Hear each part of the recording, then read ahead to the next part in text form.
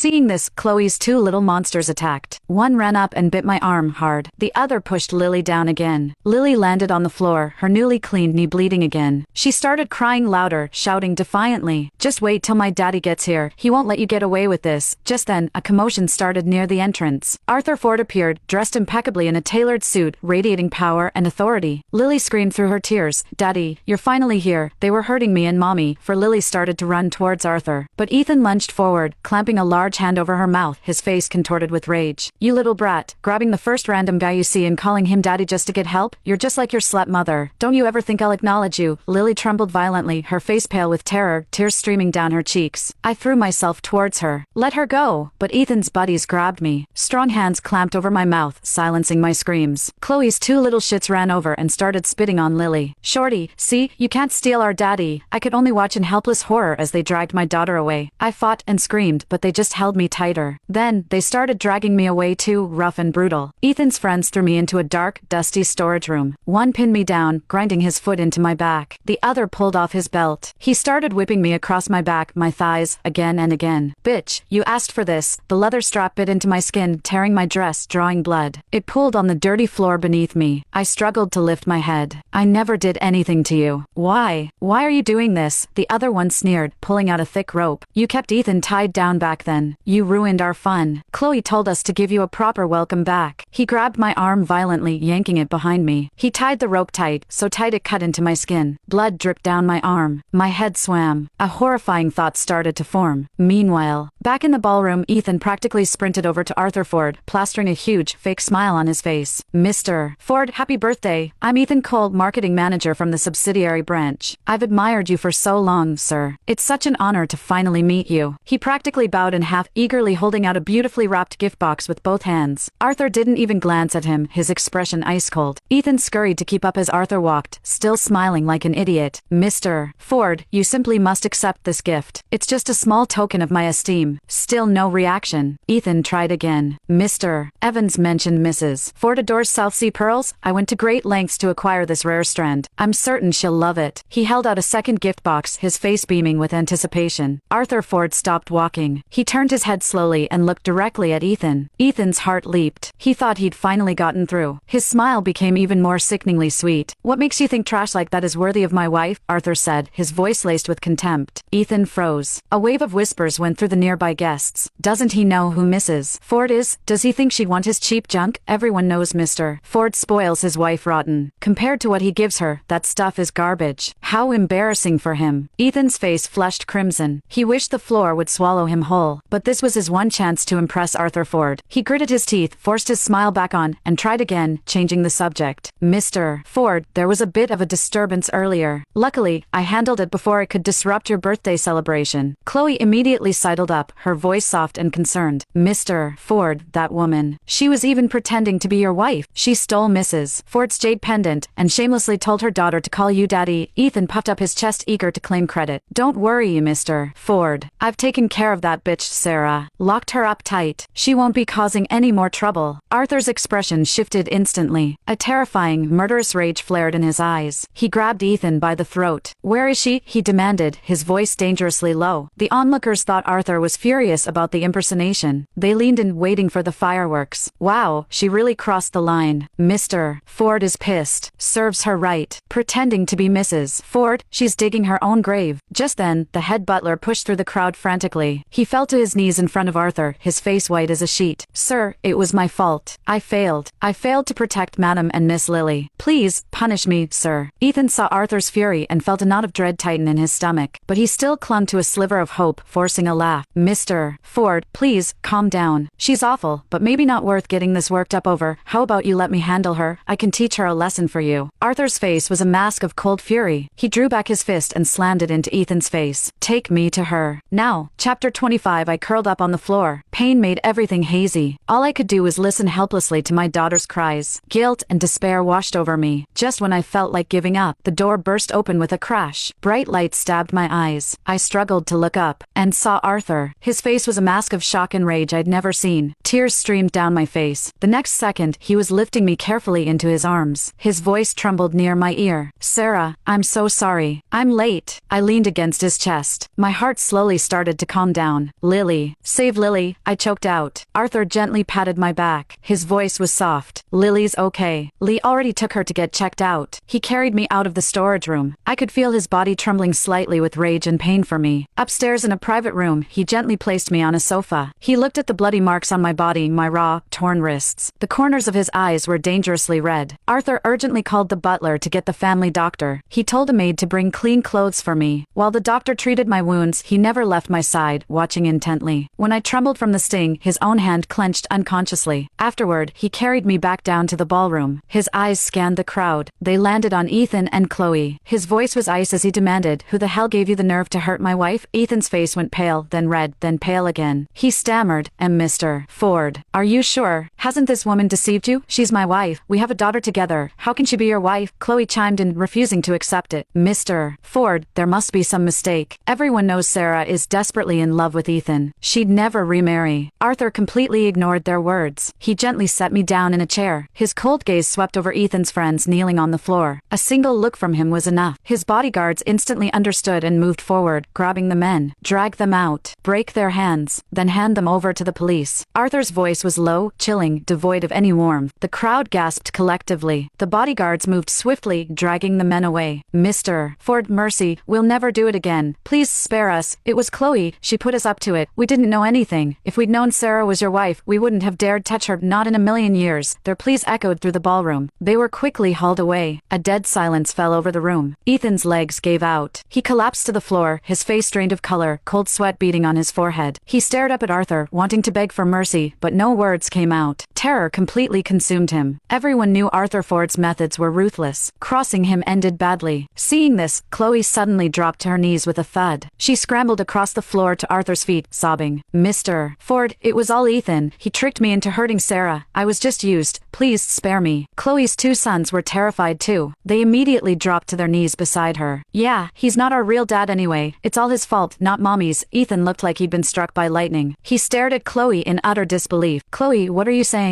You were the one who said you couldn't live without me. You cried and begged me to run away with you. If you hadn't manipulated everything, why would I have ever left Sarah?" Then he turned to the boys, grinding his teeth. "And you two little bastards, how dare you tell such outrageous lies? If I'm not your father, who is?" The older boy wrinkled his nose, looking disgusted. "You're not. Our real dad visits us every month. He buys us limited edition toys. He's way richer than you." The younger one pouted. "Yeah, last time I wanted that new remote control plane, you wouldn't buy it for me. I don't like you at all. Our real dad is much better."